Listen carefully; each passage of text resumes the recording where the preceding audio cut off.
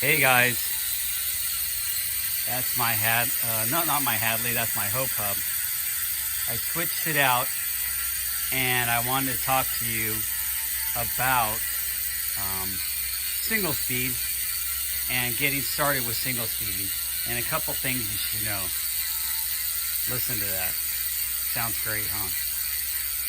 That's a really nice hub from Hope. They make a trials hub. Trials riding is a different type of riding where those guys do these crazy things and kind of hop from rock to rock and stop in place and bounce up and down on a wheelie or a nose wheelie type thing and do all these tricks and balancing and stuff like that. And it's you might have seen it demonstrated at different bike shows if you're into biking. But that's the Hope hubs have been around for a long time. They're made in the UK, and they made the Trials hub, which is basically their single speed hub, a little bit differently. Single speed hub means this part is the free hub is shorter, so it can't take a regular gear cassette in there.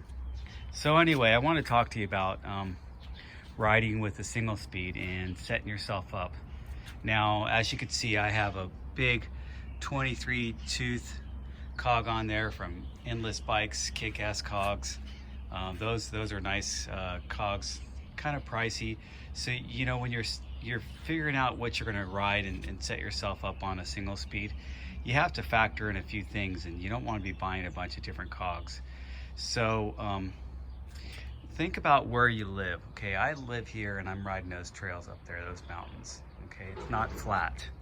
So I do need an easier gear. The bigger the tooth back here, the easier the gear. The bigger the tooth up front, the harder the gear. And on front there, I have also Hope, and that's a 32. One of my other bikes has a 34. So it just depends on the setup. So you need to factor in where you're going to ride. That's number one. Number two, and if you have a geared bike, you kind of can analyze it too. How do you ride your geared bike up to your local mountains? Are you setting it one gear and then really standing up and moshing it when it gets hard? Or are you the type of person to sit and spin? So that kind of factors into what type of gearing you want to get with your single speed. If you're a sit and spinner, you probably want to go with something easier. I mean, with single speed, you don't have a choice. You're going to have to mosh it. You're going to have to get up and grind. And I'm a get up and grind guy. I like to stand up on my pedals and just grind it out and get over those steep portions. So single speed works for me. It just worked for my biking style. Anyway, so if you get a smaller gear back here, like a 20 or even 18 or 19, it's going to be really hard to climb.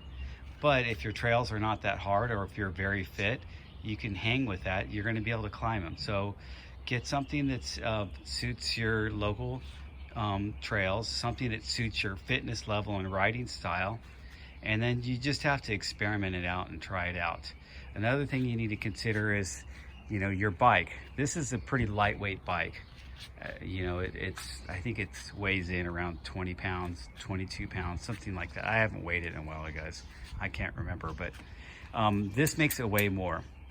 Obviously, when you have thicker and fatter tires, it's going to be more resistance, and it's going to add to the weight, but it's also going to add to the grind of how it is to get up the hill. If you're running a single speed that's made super lightweight with skinnier racing tires and lightweight wheels, these are not the lightest wheels. These WTB rims are pretty heavy.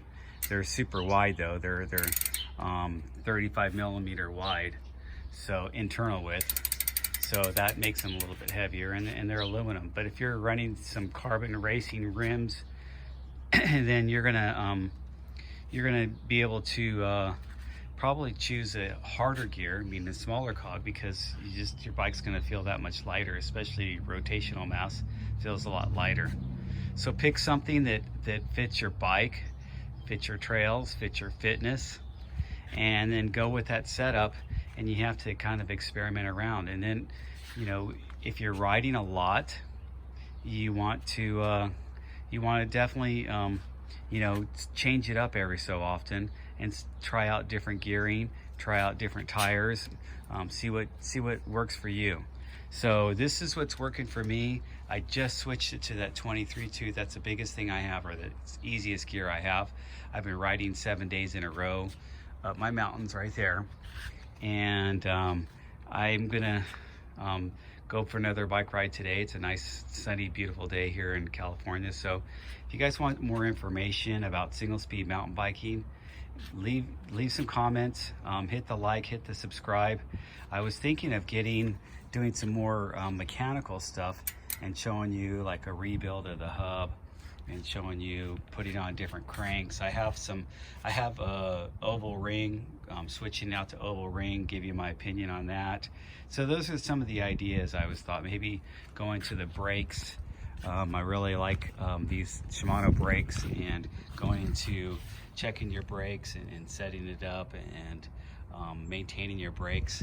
So I've been riding for 25 years, so this has been my hobby, and I'm not the expert on this in any way. I just ride a lot.